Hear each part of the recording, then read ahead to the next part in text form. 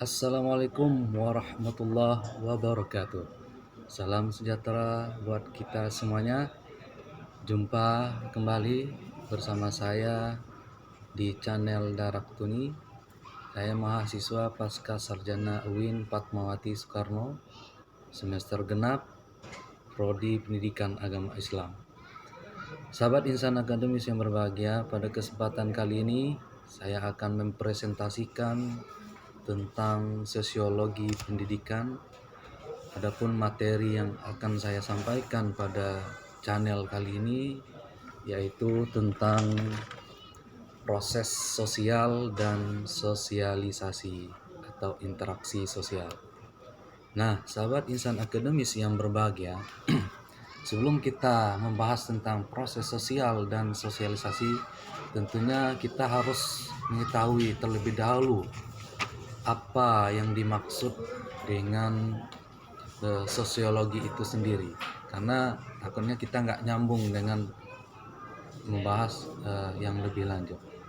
Sahabat insan akademis yang berbahagia, kita perlu ketahui bahwa yang dikatakan dengan sosiologi tersebut, memang banyak pakar menyebutkan pengertian dari sosiologi. Namun dari berbagai pakar yang mendefinisikan tentang sosiologi, saya ambil kesimpulannya bahwa sosiologi itu adalah ilmu yang mempelajari tentang hubungan atau pengaruh timbal balik antara individu dengan kelompok, dan dari hubungan dan timbal balik itulah maka muncullah gejala-gejala sosial lainnya seperti pengaruhnya di bidang ekonomi, sosial, politik, hukum, dan berbagai macam ilmu lainnya. Jadi sumber dari segala macam ilmu itu sebenarnya awalnya karena adanya sosiologi ini. Nah, kalau kita sudah mengetahui yang namanya definisi sosiologi, tentu kita bisa membahas tentang materi yang selanjutnya, bagaimana proses terjadinya sosial tersebut dan bagaimana kita bersosialisasinya. Nah, pada kesempatan kali ini saya fokus di tema proses sosial dan sosialisasi. Nah, berdasarkan sumber yang saya peroleh di dalam buku Surjono Sukanto, itu dikatakan bahwa setelah kita mengetahui definisi sosiologi tadi, maka kita ambil tentang proses sosialnya, bagaimana terbentuknya hubungan tadi, timbal balik antara individu dan masyarakat, sehingga muncullah timbal balik di bidang berbagai macam bidang ekonomi, politik, hukum, dan segala macamnya. Maka di dalam buku tersebut saya ambil kesimpulan bahwa proses sosial itu adalah cara-cara berhubungan yang dilihat apabila orang, perorangan atau pribadi dan kelompok-kelompok sosial itu, dan kelompok maksudnya antara pribadi dan kelompok itu saling bertemu dan menentukan sistem serta bentuk-bentuk hubungannya untuk mencapai suatu tujuan. Jadi kalau sudah bertemunya individu dan kelompok masyarakat dan adanya sistem dalam mencapai suatu tujuan tertentu, maka itulah suatu tersebut sudah terjadinya proses yang namanya proses sosial. Jadi proses sosial ini dapat diartikan bahwa sebagai pengaruh timbal balik antara berbagai segi kehidupan dalam mencapai suatu tujuan tertentu. Jadi kalau individu bertemu dengan individu, itu belum dikatakan proses sosial, karena dia sekedar bertemu, tidak ada kedip mata, tidak ada berbicara, tidak ada saling menyapa, jabat tangan, dan itu belum dikatakan proses sosial antara kalau individu bertemu individu namun dia tidak saling berinteraksi. Beda halnya kalau bertemu antara individu dengan individu maupun dengan kelompok, maka terjadilah interaksi sosial tersebut dalam arti kata sudah berjabat tangan, bertatap muka, berkedip atau berbicara tentang sesuatu tujuan, dalam mencapai suatu proses sosial tersebut, maka itu sudah dikatakan suatu proses sosial. Jadi proses sosial itu muncul karena adanya pertemuan individu dengan suatu kelompok masyarakat. Jadi terciptalah suatu tujuan sosial baik di bidang ekonomi, politik, dan berbagai macam bidang keilmuan lainnya atau tujuan tertentu, maka terjadilah proses sosial tersebut. Jadi paham ya sahabat insan akademis, arti sosiologi, kemudian bagaimana proses sosial itu tersendiri. Nah, terakhir materi yang saya bahas ini dan sosialisasi, artinya bagaimana interaksi sosial itu berjalan.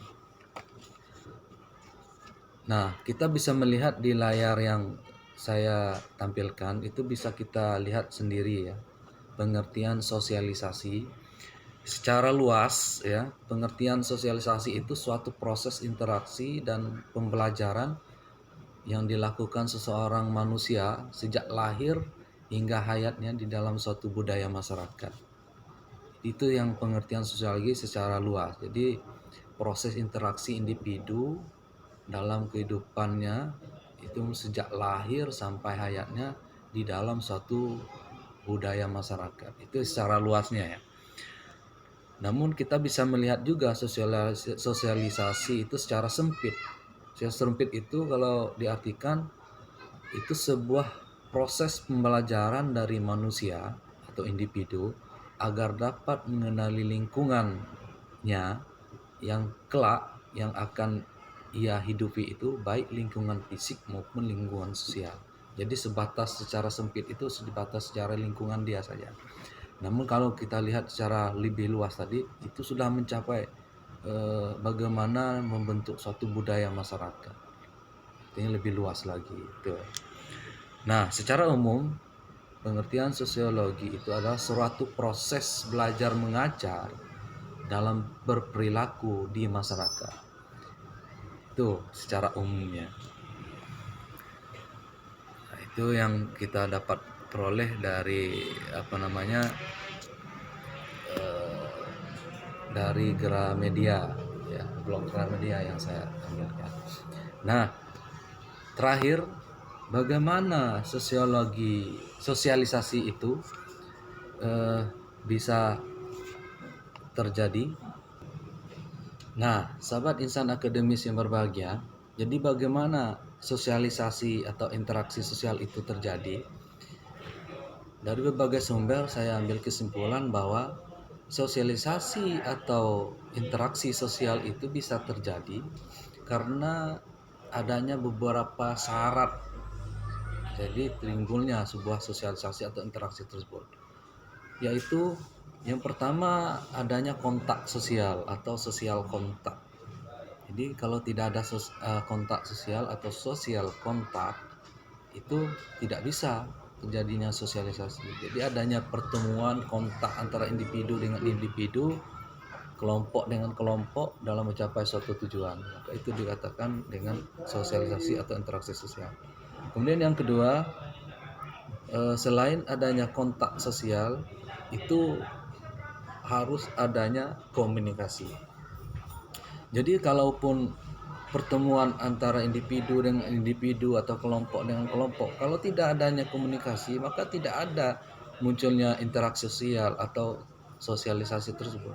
Jadi syarat munculnya interaksi sosial dan sosialisasi ini harus adanya komunikasi.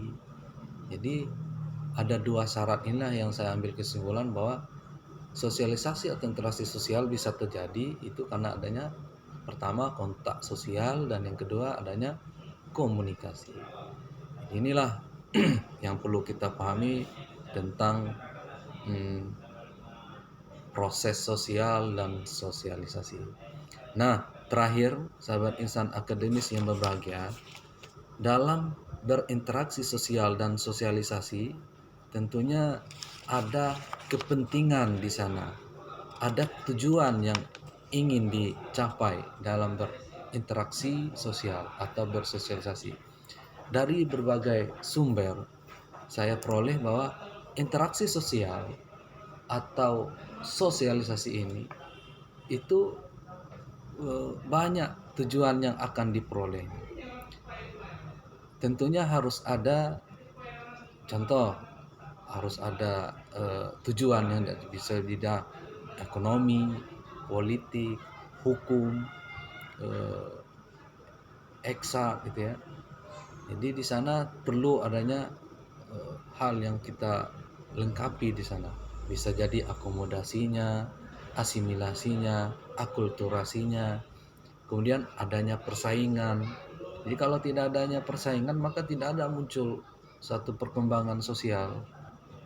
Kalau adanya persaingan itulah maka muncul sosialisasi-sosialisasi yang lain, muncul berbagai macam bidang tujuan yang hendak dicapai oleh masyarakat maupun individu.